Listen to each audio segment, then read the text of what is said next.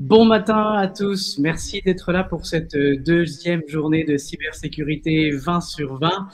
Je suis Dominique Derrier, CISO pour le groupe Novipro et j'ai le plaisir de vous accueillir ce matin pour un sujet qui nous tient à cœur ou qui me tient à cœur particulièrement. Démystifions l'art et la science derrière la création d'une culture de sécurité. Et avec moi aujourd'hui, j'ai la chance d'avoir Sébastien Rowe, spécialiste prévente Est du Canada pour Proofpoint. Sébastien, est-ce que j'ai déjà un peu présenté, mais est-ce que tu peux élaborer encore un petit peu plus sur toi? Oui. Donc, spécialiste pré-vente ou avant-vente, il y a différentes déclinaisons. Là. Donc, non, effectivement, je suis spécialiste en cybersécurité pour Proofpoint. Donc, on se spécialise dans la sécurité à travers le courriel, mais il y a différentes strates à travers de ça. Et puis, donc, je vais être avec Dominique pour faire la démystification de tout ça, comment on peut démystifier l'art de la science en arrière de la culture de la sécurité. On voulait être très sympathique avec vous ce matin et donc on veut ça sous une forme d'échange. On ne veut pas commencer par énormément de slides ou d'acétate. On veut vraiment avoir une discussion. N'hésitez pas à poser vos questions dans le chat. Ceux qui étaient là hier avec nous ont pu déjà utiliser cette fonctionnalité. N'hésitez pas, on est là aussi pour vous apporter de la valeur, pour pouvoir répondre à vos questions. Donc surtout, n'hésitez pas. C'est parti? Oui, c'est bon. Évidemment, c'est sûr qu'il y a différents aspects à la sécurité. Évidemment, donc, on peut parler un peu de la responsabilité de la sécurité. Donc, est-ce qu'on met ça dans les mains de l'entreprise ou l'usager en termes de la responsabilité de la sécurité? C'est clair que la sécurité ne peut pas être donnée juste à l'usager, à l'entreprise, c'est-à-dire, dans le sens que l'entreprise ne peut pas se charger d'être juste responsable de la sécurité. Oui, au niveau du périmètre, c'est important qu'une entreprise ou une organisation ait une certaine infrastructure en avant qui protège ses usagers, mais à la fin de la journée, il y a les usagers sont souvent les plus ciblés. Donc, c'est clair que ça a un certain impact sur ces usagers-là. Donc, souvent, on ne peut pas donner la responsabilité, comme je disais, à l'entreprise à elle seule. On ne peut pas demander à un usager, exemple, de savoir c'est quoi un mot de passe. En 2021, c'est impossible. On ne peut pas faire ça. Mais maintenant, avec la sécurité qui est autour, non seulement des structures corporatives, mais des structures personnelles, un mot de passe, il faut que quelqu'un sache c'est quoi. On peut pas juste... l'entreprise ne peut pas se charger d'éduquer ses usagers à dire c'est quoi la sécurité. Donc, les gens doivent avoir quand même une certaine vision, puis une certaine compréhension de la sécurité, mais l'entreprise ne peut pas être tout seul à donner ça. On en parlait hier, il y a quand même une responsabilité de l'entreprise sur la sécurisation. Hein, quand on pense typiquement, si on fait un parallèle avec la CNSST, tout ce qui est accident du travail, un accident de cybersécurité, on pourrait imaginer un parallèle. L'entreprise peut être ultimement responsable. Et puis avec la loi 64, il y aura un échange ce midi avec des avocats.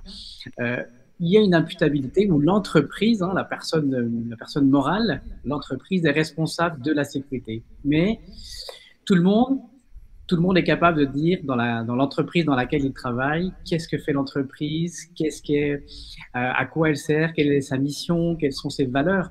Et donc, à cette image-là, si nous, on est capable de parler de l'entreprise, on est aussi capable de parler des enjeux, puis de prendre en charge cette partie de sécurité. Et c'est très important, comme tu le dis, Sébastien, la notion de sécurisation par l'usager, c'est lui qui est derrière son clavier, c'est lui qui est derrière son téléphone, c'est lui qui est maître de ça. Donc, il est protégé par ultimement l'entreprise, mais il a quand même une responsabilité de protéger l'entreprise. On peut avoir plein d'images qui me viennent.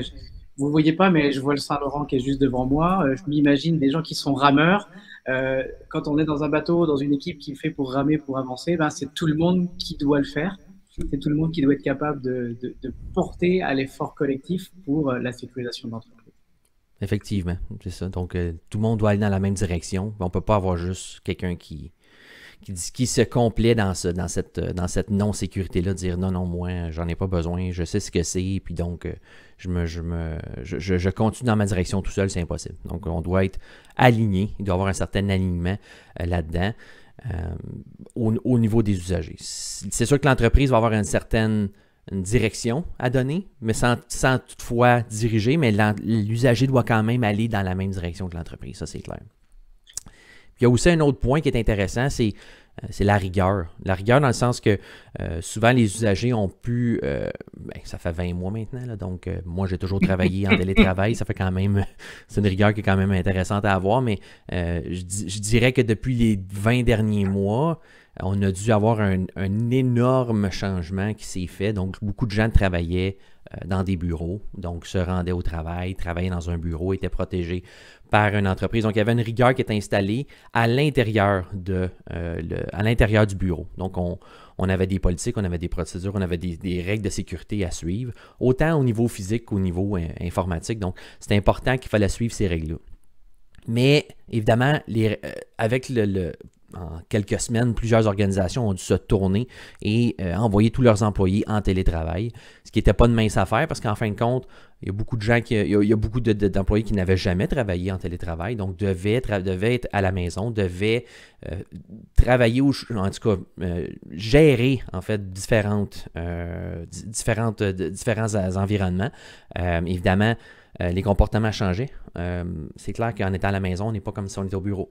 On est plus relax. Souvent, on s'habille beau, on s'habille propre, on arrive, on a comme notre cadre déjà qui est établi. Donc, c'est clair que ces gens-là disent, OK, bon, là, je suis au bureau. Mais maintenant, rendu à la maison, comment ça change? L'environnement est différent. Les distractions sont omniprésentes. Donc, on est à la maison. On a des enfants à la maison parfois. Donc, dans certains cas, au début de la pandémie, tout le monde est confiné. Donc, tout le monde travaille à la maison avec les enfants à l'intérieur. Donc, les comportements étaient différents aussi.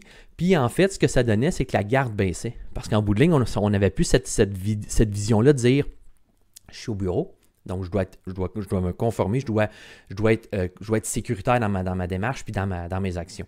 Donc, en rentrant à la maison, là, on est à la maison, c'est plus relax, c'est plus confortable, je suis assis tranquille, je suis même assis des fois dans mon salon. Donc, la garde baisse, comme je disais. Ça devrait être aussi naturel, rendu à la maison, la même stratégie devrait être capable d'être appliquée, mais c'est difficile quand même. Malheureusement, en termes de risque, le risque ne change pas qu'on soit la menace, les gens qui nous veulent du mal. On parlait de cyberméchants hier. Ça peut être des États, ça peut être de l'espionnage industriel. Ça fonctionne aussi même en dehors des murs de l'entreprise, en dehors du cadre, en dehors du complet, du veston, ça fonctionne aussi après. Et c'est là on a un faux sentiment de sécurité dans le confinement de notre maison. Et du coup, on se relâche, alors qu'en fait, encore une fois, hein, les règles sont les mêmes. Moi, en tant que CISO, en tant que responsable de la sécurité pour l'entreprise, c'est inquiétant parce que c'est un relâchement, puis le relâchement humain, c'est pas un outil. C'est pas un outil, on fait 3 clics, et puis ou des lignes de commande, il y a vraiment des émotions qui sont à l'intérieur. En tout cas, il y a vraiment tout un... On change vraiment le paradigme, ce qui n'a pas de sens. Effectivement, puis tu parles d'émotions. Souvent, les attaquants vont souvent aller chercher ces émotions-là, vont aller susciter une émotion à travers ces attaques, pour différentes raisons. Je pense à... il y en a tellement. Je veux dire, si on parle de... je veux dire, c'est tellement varié. Mais les principales attaques qu'il y a présentement, c'est des attaques de compromission de compte ou des EAC, dans notre Enterprise Account Attack. Donc, c'est vraiment compromise. Donc, c'est important que ces comptes-là, s'ils deviennent compromis, là, il y a un enjeu qui est là. Parce qu'en bout de ligne, la personne qui est là n'est plus nécessairement c'est plus maintenant la personne qui était au bout de la ligne, en fait. Donc, dans le sens que l'usager A est devenu l'usager A1 parce que c'est plus maintenant lui qui est en contrôle, c'est quelqu'un d'autre qui est en contrôle. Donc, ces attaques-là sont jugées par des émotions. Donc, souvent, on va créer un sentiment d'urgence, on va créer un sentiment de peur. C'est pas toujours le sentiment qui est utilisé, mais c'est quand même un sentiment qui est très utilisé en général. Là. Donc, souvent la peur, la crainte, mais souvent ça peut être de l'excitation dans le sens que vous avez gagné une carte cadeau Amazon, vous avez vous avez un colis qui vous attend. Donc, tout ça fait que il y a des émotions qui sont attachées à ces attaques-là. Puis souvent, c'est qu'on va aller chercher le côté humain. Donc, en termes d'ingénierie sociale, on va souvent aller chercher les émotions de l'usager par rapport à juste une infrastructure. C'est trop difficile d'attaquer une infrastructure, en fait, donc on va chercher l'usager. On parle de marketing des pirates, une sorte de marketing des pirates avec effectivement La cupidité, Emeline Manson l'expliquait hier, la cupidité qui peut être un des points, la notion de peur qui est très puissante pour pouvoir lancer ses actions, la notion de curiosité. On va jouer les gens sur la curiosité, avoir envie. J'ai pas d'auto, mais je reçois une facture de stationnement. Ouais, bah, peut-être que j'ai dû faire quelque chose, mais j'ai pas d'auto. Et puis le dernier point, qui est la serviabilité. Ah ouais, mais je vais passer pour quelqu'un de très sympathique, je vais pouvoir aider, donc je vais essayer, je vais cliquer, etc. Puis ça, c'est des émotions qui sont très fortes, qui nous font faire le fameux call to action que les gens du marketing aiment bien. C'est je vais avoir mon petit scénario, mon call to action. Par contre, le call to action pour les cybercriminels, ça va être de récupérer, on va te donner un mot de passe, on va te donner une identification, on va donner des données personnelles, son numéro de téléphone, son adresse, la couleur de ses yeux, le nom de sa voiture, de son premier chien, qui sont des questions qui peuvent après servir dans d'autres attaques, typiquement des questions bancaires. Pour récupérer des questions bancaires, ben, plus on en sait sur vous, plus on est capable de définir votre profil puis répondre aux questions bancaires de sécurité. C'est clair, c'est clair. Puis c'est souvent, c'est que on va. Il y a beaucoup de gens qui vont se dire, qui se complaisent un peu là-dedans, puis ils vont dire, je sais pas, c'est pas moi, je me ferai pas prendre, c'est pas dans ma nature de me faire prendre, mais 8, 9 fois sur 10, on pose des questions, puis les gens nous donnent les réponses. Donc ces réponses-là sont souvent des réponses de sécurité. Le plus bel exemple que je peux voir, que j'ai dans ma tête présentement, c'est sur Facebook, souvent c'est vous consultez votre fil d'actualité, puis à un moment donné, vous voyez une image, puis ils disent c'est une photo d'une voiture. Aviez-vous cette voiture-là quand vous étiez plus jeune? Puis souvent, les gens vont dire non, moi, j'avais pas ça, j'avais un autre genre de voiture. Donc, ça, c'est une réponse de sécurité, aussi simple que ça. Donc, c'est souvent des robots, donc des algorithmes, même souvent c'est que des gens vont aller chercher cette information-là, vont la ramasser, puis vont être capables de bâtir un certain profil. Dans le concept du big data aussi, on a beaucoup d'informations qui est récupérée. Donc, on utilise cette information-là pour vous guider ou vous diriger, mais il y a des attaquants qui vont utiliser ces données-là pour être capables d'aller chercher de l'information sur vous, puis à ce moment-là, ben, créer une nouvelle identité complètement différente, mais qui est vraiment vous, puis à partir de là, peut faire d'autres choses, là, donc peut avoir un autre impact.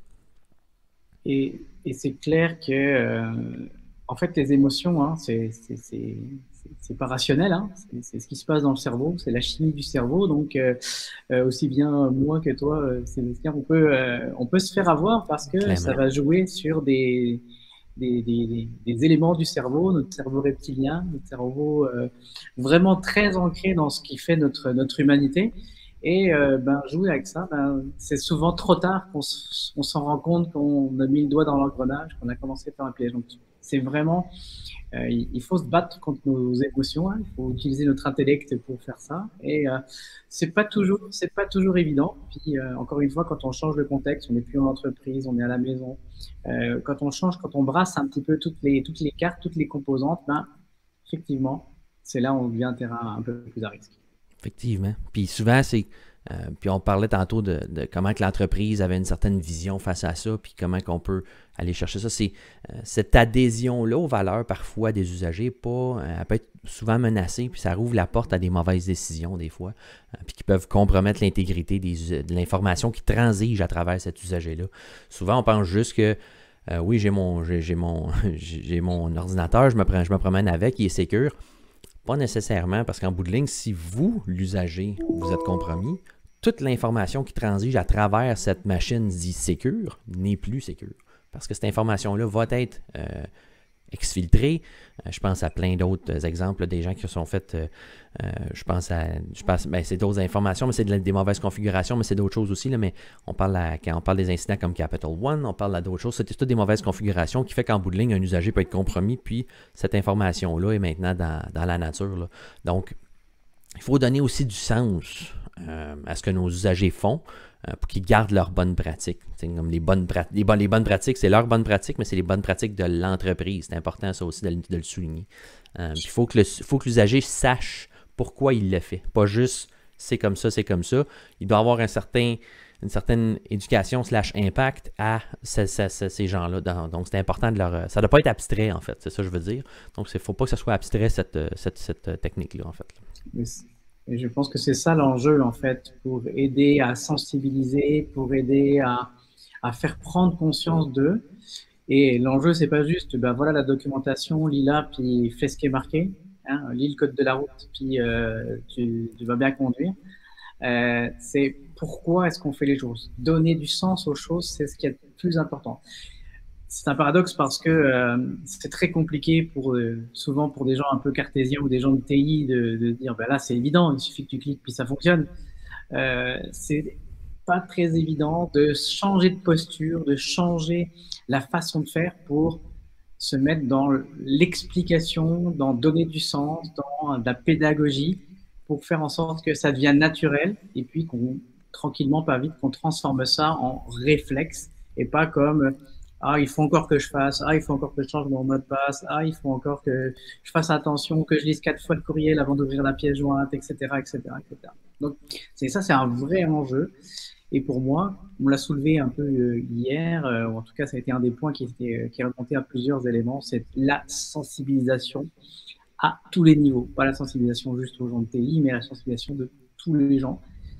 Et la composante de télétravail fait en sorte qu'il faut aussi regarder la sécurisation, ou en tout cas les éléments de bons réflexes de sécurisation pour son usage personnel. Parce que si on n'est Effectivement. pas sécuritaire personnellement, ça va être très compliqué d'avoir deux mondes entre personnellement, bah, je fais un petit peu ce que j'ai l'habitude de faire, et puis dans l'entreprise, c'est les règles d'entreprise.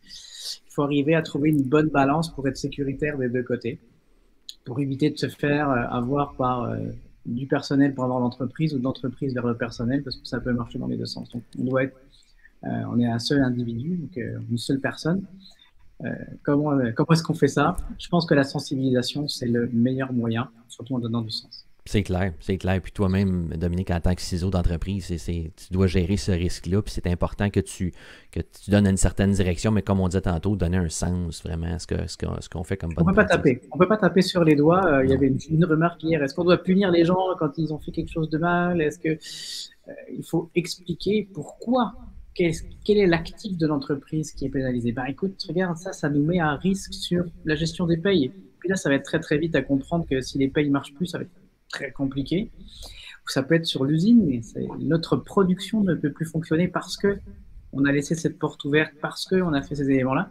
Quand c'est dans le monde physique, ça reste assez facile. Quand c'est dans le monde numérique, ben, il y a des fois, on a un peu tendance à se déconnecter. Hein. C'est des zéros et des 1 en bout de ligne. Des fois, on a du mal à bien se figurer ces éléments-là. Souvent, les règles sont bien définies, sont établies, mais par contre, les gens vont sentir ça comme une barrière, donc vont sentir ça comme un obstacle. Fait qu'ils vont trouver des solutions parfois créatives, parfois dangereuses de passer au travers ces contrôles-là. Donc, c'est important comme tu disais tantôt, de leur que ça fasse du sens. Pas juste de leur dire c'est comme ça, puis tu dois passer par là. Parce que souvent, ce qui va se passer, ben, si l'entreprise ou l'usager va sentir une barrière, c'est clair qu'il va utiliser d'autres choses. Là. Il va souvent utiliser ces ressources corporatives-là assez bien à son usage personnel. Donc, ça peut avoir un autre impact aussi. La sécurité personnelle de mes assets personnels, en fait, est peut-être différente de la sécurité qui est arrimée à l'entreprise. Je donne un exemple. Je vais utiliser mon mot de passe corpo pour un site web quelconque. Parce que je ne veux pas me rappeler de 50 mots de passe, je veux me rappeler d'un seul mot de passe, parce que c'est plus simple pour moi et c'est plus facile. Donc, encore une fois, je me complais dans ça, je ne veux pas avoir à mémoriser plusieurs mots de passe. Donc, ce que je vais faire, c'est que je vais utiliser le même mot de passe partout. Donc, maintenant, je prends un exemple, NoviPro, ben, si j'utilise mon mot de passe corpo NoviPro, ben, la sécurité de NoviPro n'est pas nécessairement la sécurité de la pizzeria du coin de la rue que je peux commander en ligne là-bas. Donc, ça donne, c'est plus, dans le fond, moi, en tant qu'attaquant, si je vais attaquer NoviPro, ben, je vais attaquer la pizzeria là-bas. Donc, automatiquement, j'y accepte, c'est là que l'enjeu se passe. Fait que souvent, c'est important de prendre conscience de ça et être certain que les pratiques sont suivies, oui, mais encore là, il ne faut pas y aller toujours avec le bâton, il faut souvent y aller avec l'éducation et donc parfois une carotte une fois de temps en temps. Toujours avec cette notion pédagogique, sinon ça va même créer des frustrations. Les moyens de contournement sont les pires solutions qui peuvent exister. Contourner une règle de sécurité, c'est le pire moyen qui puisse arriver parce que ça va augmenter le risque. Ça va pas juste diminuer, ça va réaugmenter le risque. d'avoir un accident ou d'avoir un impact beaucoup plus fort. Donc c'est vraiment important. Je pourrais poser des questions aux gens qui sont avec nous. Est-ce que vous utilisez le compte de l'entreprise pour tous vos accès, ou est-ce que vous l'utilisez sur des accès personnels? Est-ce que vous l'utilisez sur votre compte Netflix, par exemple? Est-ce que vous utilisez votre code corporate pour le stationnement, la pizzeria du coin? Comme l'a dit Sébastien, ce n'est pas forcément une très bonne pratique parce que la sécurité et les efforts qui sont mis chez les différents fournisseurs, les différents prestataires, c'est pas toujours la même.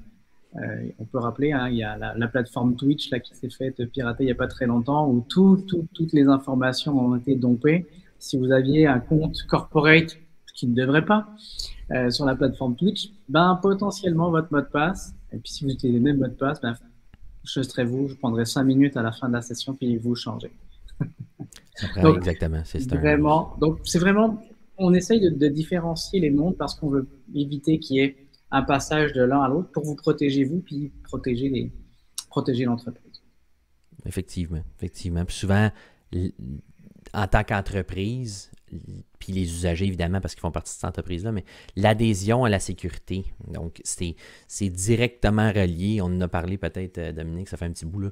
On en a parlé là, que l'adhésion à la sécurité, c'est directement relié à votre croissance. Donc, c'est clair que si les gens ne sont pas n'adhèrent pas à votre sécurité. Je ne dis pas qu'ils doivent absolument pas comprendre ce qu'ils font, mais c'est comme on dit, éducation, pédagogie, l'adhésion à la sécurité, c'est directement relié à la croissance. Si une entreprise veut fleurir avec le temps, donc à travers les années, elle doit adhérer à la sécurité. Là, c'est primordial maintenant, plus que jamais.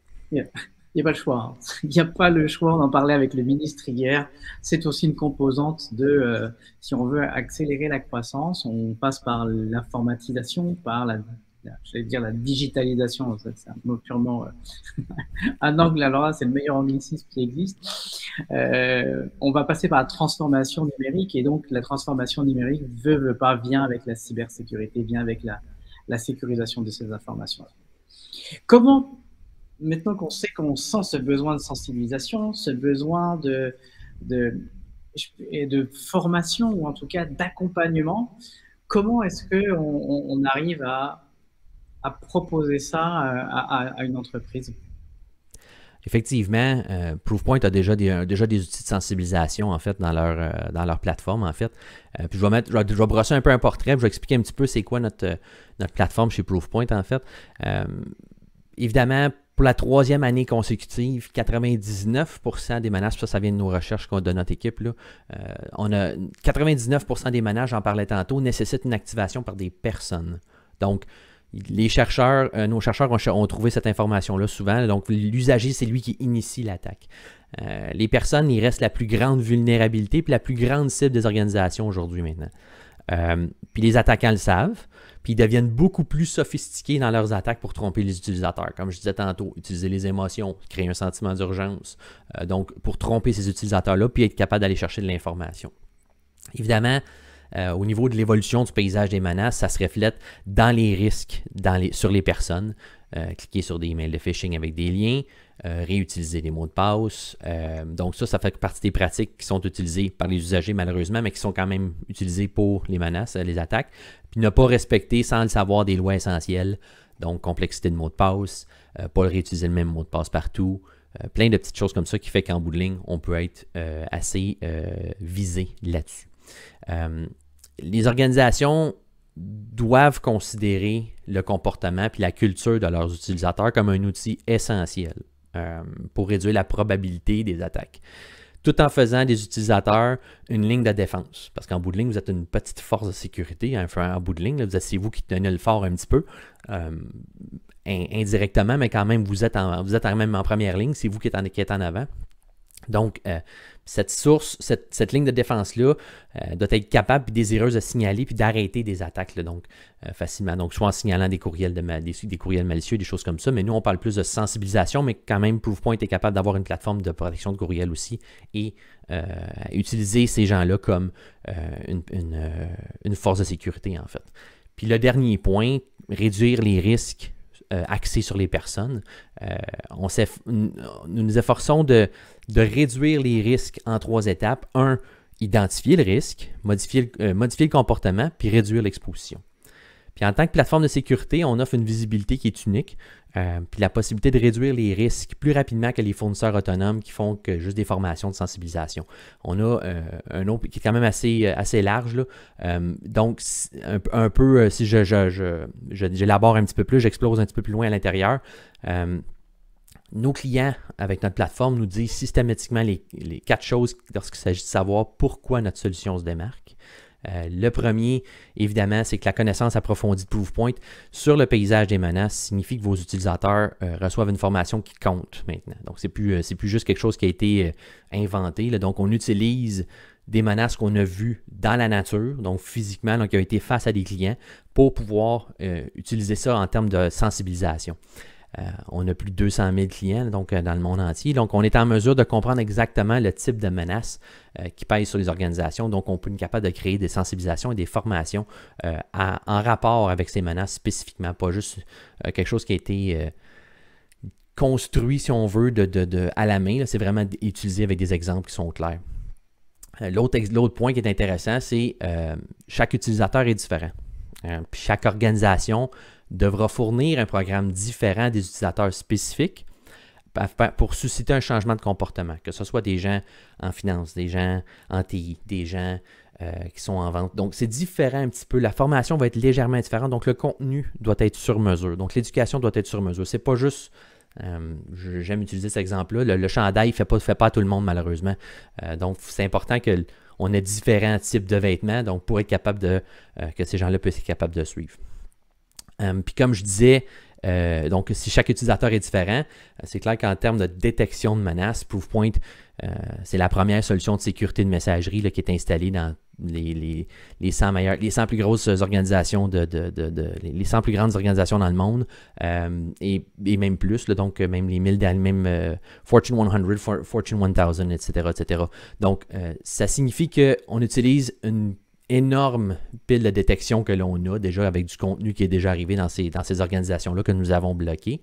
On utilise ces renseignements-là sur les menaces pour identifier rapidement les types de messages signalés par des utilisateurs. Cette technologie-là est incluse dans la solution de sensibilisation. C'est-à-dire que les gens, quand ils rapportent des menaces, des choses comme ça, des menaces qui viennent chez eux, on est capable de les utiliser dans notre plateforme maintenant par la suite. Donc, c'est intéressant de voir ça.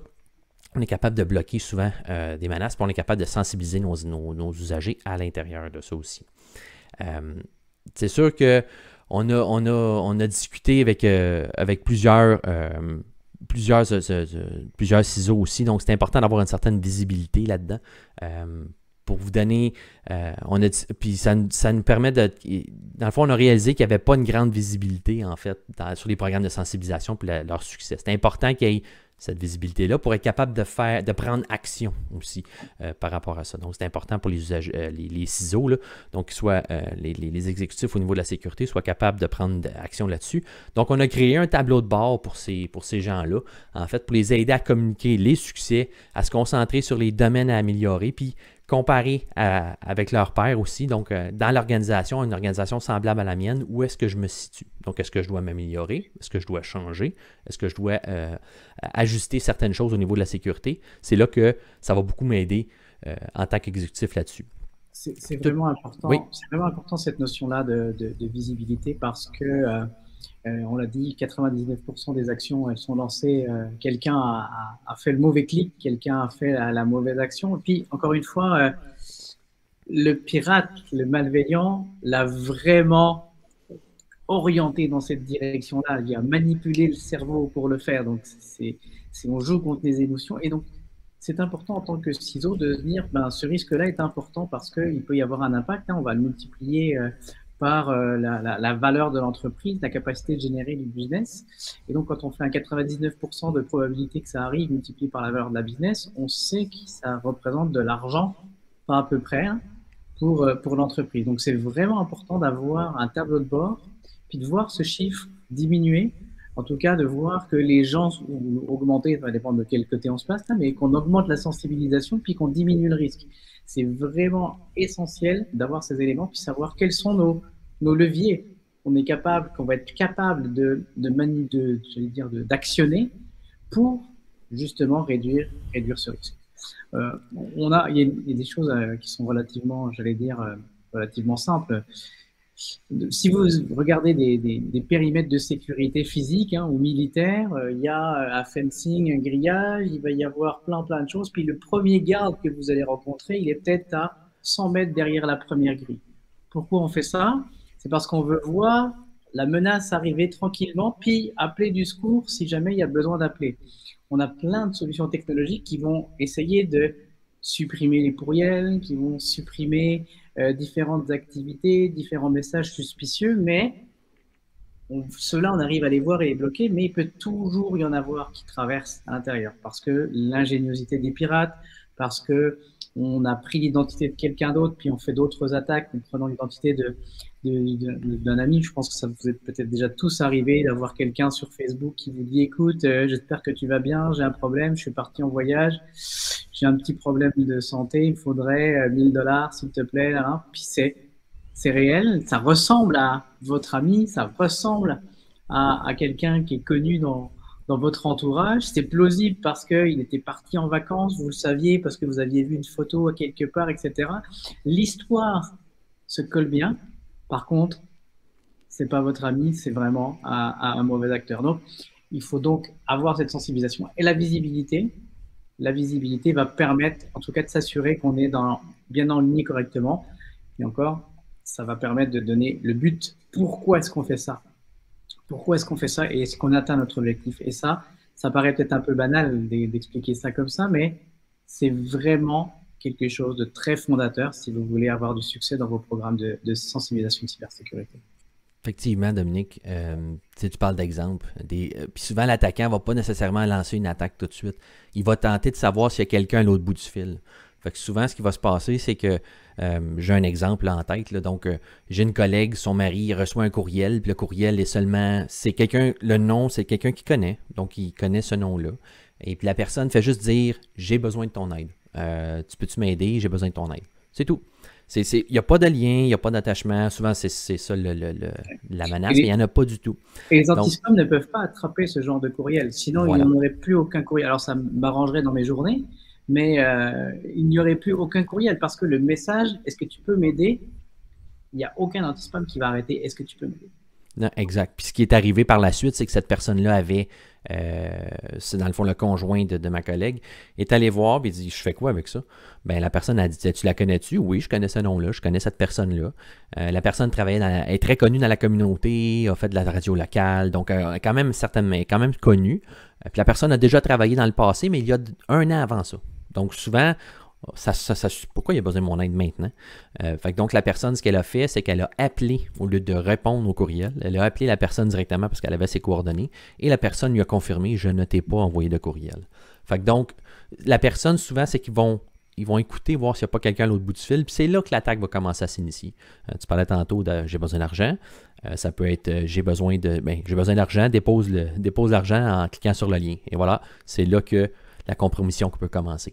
Donc, souvent, il faut faire attention, il faut être juste vigilant, souvent, juste être un peu plus alerte, en fait, ouvrir nos antennes un petit peu plus, puis pas juste dire « Ah, donc j'ai été attaqué ». Moi, j'ai une question pour toi, Sébastien. Oui. Parce qu'on parle effectivement, il faut être vigilant, mais comment est-ce qu'on fait pour ne pas tomber dans la paranoïa? Et puis se dire, j'ouvre plus aucun courriel parce que je vais me faire avoir, donc je touche plus, je regarde pas. C'est souvent avoir une approche faire confiance, mais vérifier. En fait, c'est vérifier certaines affaires, vérifier ce qui se passe avant de faire quoi que ce soit, avant de prendre action. Souvent, c'est vous rencontrez quelqu'un dans la rue pour la première fois, vous allez-vous initier une conversation avec cette personne-là tout de suite? Peut-être pas. Vous allez voir qu'est-ce qu'elle fait, vous allez voir est-ce qu'elle a... Bon, vous observez un peu avant. Donc, vous prenez cette initiative-là. Si vous prenez cette initiative-là de faire confiance, mais vérifier, c'est là que vous allez avoir une certaine... être capable de prendre une décision plus éclairée, vous allez être capable de... Je disais tantôt d'aiguiser ses antennes, là, c'est un peu ça. Souvent, les gens n'ont pas ces antennes-là. Donc, il faut les travailler, il faut les entraîner. C'est comme un muscle. Donc, il faut être capable de les faire, de les aider à trouver ces petits signes-là qui empêcheraient peut-être une initiation de contact avec ces gens-là. Encore une fois, tu reparles de réflexe, et puis du coup, la formation va mener à avoir des réflexes, hein. Je pense vraiment réflexe dans le premier sens du terme, hein. L'arc réflexe, quand le médecin vous tape avec le petit marteau sur le genou, la jambe, elle se lève toute seule. C'est pas un acte conscient, c'est un réflexe. Donc Oui, du coup, c'est comment on se développe, c'est comment on arrive à avoir ces réflexes-là en cybersécurité, que ça fasse partie du quotidien. exactement. Euh, Puis la sensibilisation et ce réflexe-là, en fait. Donc, on vous entraîne à avoir ces réflexes-là. Puis de là, vous pouvez facilement prendre une décision, dire non, ça, ce courriel-là ou cette action-là contre moi, non, j'y réponds pas, je la signale à ce moment-là. je vois une remarque contrairement à Microsoft, zéro confiance, le zéro trust. Oui, ça existe effectivement, mais il n'y a pas de solution miraculeuse qui permette de tout passer. Et puis, si jamais on n'entraîne pas les gens à avoir des réflexes et on fait confiance à la protection, votre voiture est, votre voiture, elle a bien une ceinture de sécurité, il y a des airbags, il y a tout ce qu'il faut. Ça vous tente pas de taper, de conduire n'importe comment, puis d'aller taper des murs, puis des arbres. Et pourtant, la voiture, elle est faite pour ça. Ça vous prend quand même vos réflexes de conducteur, ça vous prend vos réflexes pour chauffer correctement votre auto. Ça vous prend ces réflexes-là. Donc, c'est pas parce que la voiture a toutes les notions de protection autour de vous, ça peut-être vous sauver la vie quelque part, mais il y a quand même un minimum à faire. Donc, il faut vraiment aussi embrasser, j'allais dire, ces éléments. C'est drôle que tu parles de voiture. On parle, tu parles on parle des voitures, mettons une voiture autonome. Tesla a des voitures qui sont quand même relativement autonomes, donc une possibilité de conduite complètement automatisée. Encore là, ça l'a changé beaucoup. Évidemment, on a rajouté, si je vais dans le temps, quand on naviguait avec des cartes, donc il fallait arrêter de regarder des cartes. Maintenant, il y avait des GPS qui étaient portables, on mettait dans l'auto. On regardait le GPS. Maintenant, les GPS sont dans les voitures. Maintenant, les voitures sont presque autonomes. Mais 99% du temps, la voiture fait le travail. Mais le 1%, c'est lui qui peut contrebalancer tout ça. C'est vous, l'usager, qui devez prendre le contrôle si jamais il y a quelque chose. Donc, c'est ça qu'il faut avoir comme minding. En fait, oui, la machine fait beaucoup le travail. Il n'y a pas de solution 100% sûre. Mais c'est important de le mentionner, ça. Vous l'usager, avez le pouvoir de prévenir quelque chose s'il arriverait quoi que ce soit. Je pense que ça, c'est un bon message qui devrait rester ce matin. Même pour le 1%, c'est pour celui-là qu'il faut se battre parce que c'est celui-là qui peut causer c'est ce pourcentage-là qui peut causer l'accident. Donc, c'est vraiment important de le prendre en considération. N'hésitez pas si vous avez des questions à nous poser dans le chat, hein. La discussion est assez ouverte. Une copie de la présentation complète. Oui, bien sûr. Toutes les présentations seront disponibles sur le hub de Novipro, hub.novipro.com, avec les différentes informations. Si vous avez le goût de nous réécouter, il n'y a aucun problème. Ça nous fera plaisir d'être en replay, hein, j'allais dire, pour cette C'est partie-là. plus du live maintenant, non, ça va être du replay. Ouais. C'est plus du live. Encore une fois, n'hésitez pas si vous avez des questions. Il nous reste un petit 5 minutes, je pense, là, pour ça. Puis c'est vraiment flush parce qu'il y a d'autres conférences qui se suivent. Dites-nous, vous pouvez faire des commentaires sur si vous avez appris quelque chose ou si vraiment on dit n'importe quoi, puis faudrait pas Si on avait dit n'importe quoi pendant 45 minutes, ça aurait été quelque chose quand même, ça aurait été divertissant. Ouais. J'espère, c'était la première conférence du matin. J'espère que vous avez tous pris un petit café pour avancer. Ce qui est clair, c'est que encore une fois, la sensibilisation reste le meilleur moyen. Et peut-être une question moi, que j'avais, parce que là, on parle de sensibilisation en entreprise. Là, on arrive à l'entreprise. Tout à l'heure, on a dit, mais ce serait quand même cool ou quand même bien que la formation soit faite avant d'arriver en entreprise. Ça peut pas, c'est pas le jour de ton premier job, première heure de travail qu'on va t'expliquer de la sensibilisation au phishing. Est-ce que par exemple, Proofpoint accompagne des écoles? Est-ce que Proofpoint fait quand on offre ce type de sensibilisation des sensibilisations, il y en a. Je veux dire, il y a différentes sortes de sensibilisation. C'est clair que, encore une fois, je reviens à différents publics. C'est clair que si c'est des étudiants, la sensibilisation va être différente parce que ces gens-là, ben, dans beaucoup de cas, même, j'ai un fils de 9 ans, puis il est né dans la technologie, il connaît ça, donc il est très à l'aise à l'intérieur. Donc, c'est sûr que la sensibilisation ne sera pas la même que quelqu'un que ça fait quelqu'un qui est né dedans versus quelqu'un qui a travaillé avec. Donc, c'est deux choses complètement différentes. Quelqu'un qui est vraiment à l'aise dans cette technologie-là, ça va, mais si on va plus loin, oui, on fait de la sensibilisation à différents niveaux. Donc, vous pouvez être fait affaire avec différents organismes scolaires, différents organismes gouvernementaux là, à travers le Canada, là, donc en termes de sensibilisation, puis des organisations privées aussi. Mais oui, effectivement, on fait de la sensibilisation, mais en organisation aussi. Surtout les étages de la pyramide des âges. Ouais. Tous les étages de la pyramide des âges. Moi, je pense que c'est vraiment important. Et c'est pas tes enfants, c'est quand tu leur apprends à traverser la rue, c'est pas le jour où ils seront tout seuls puis qu'ils vont devoir le faire. C'est vraiment en amont. Donc il y a une part d'éducation aussi à pouvoir faire sur cela. Effectivement. Vient-il si nous formons des employés qui quittent l'entreprise? Qu'est-ce qui se passe que si on forme des gens dans l'entreprise puis qu'ils s'en vont? Et si on les forme pas? Oui, effectivement. Et puis la question, qu'est-ce qui se passe si on les forme pas? Imagine, ça peut être pire si on en forme pas. Je suis d'accord avec cette petite maxime. Mais regarde, moi, si je forme des gens dans l'entreprise puis qu'ils s'en vont, tu vois, chez Novipro, on va former, sensibiliser les gens.